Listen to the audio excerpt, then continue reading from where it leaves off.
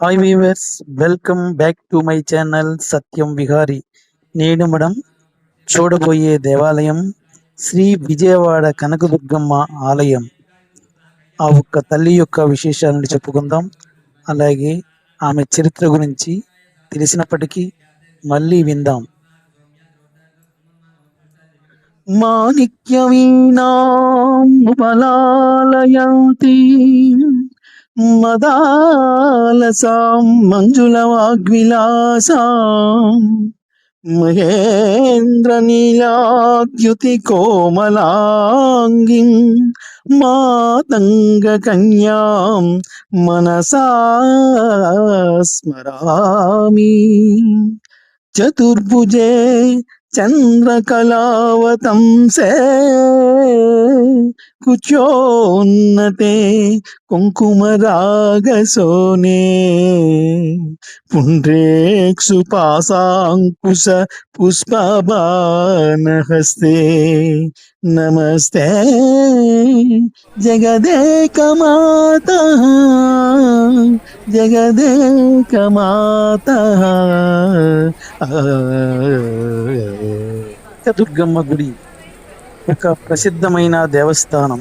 ఇది విజయవాడ నగరంలో కృష్ణానది ఒడ్డున ఇంద్రకీలాద్రి పర్వతం మీద ఉంది.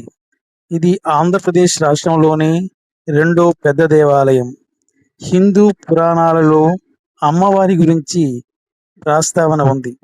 ఆలయంలో అమ్మవారి విగ్రహం సుమారు 4 అడుగుల ఎత్తు పూలతో అలంకరించబడి ఉంటుంది. మూర్తికి 8 చేతులు ఉన్నాయి. ఒక్కో చేతిలో ఒక్కో ఆయుధం ఉంటుంది. త్రిశూలంలో మహిషాసురుని గుండెలో పొడుస్తున్న భంగిమలో ఉంటుంది. శ్రీ దుర్గా మల్లీశ్వర స్వామి వారి దేవస్థానం కృష్ణానది ఒడ్డునే ఉన్న ఇంద్రకీలాద్రి పర్వతం పైన ఉంది.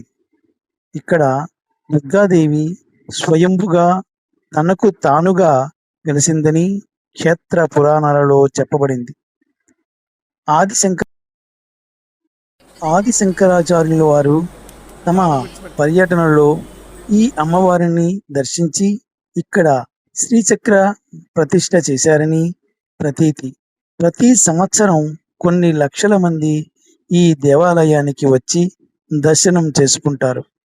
రాక్షసుల బాధ భరించలేక ఇంద్రకీలాయుడనే మహర్షి దుర్గాదేవిని గురించి తపస్సు చేసి అమ్మవారిని తనపైనే నివాసం ఉండి రాక్షసులను సంహరించమని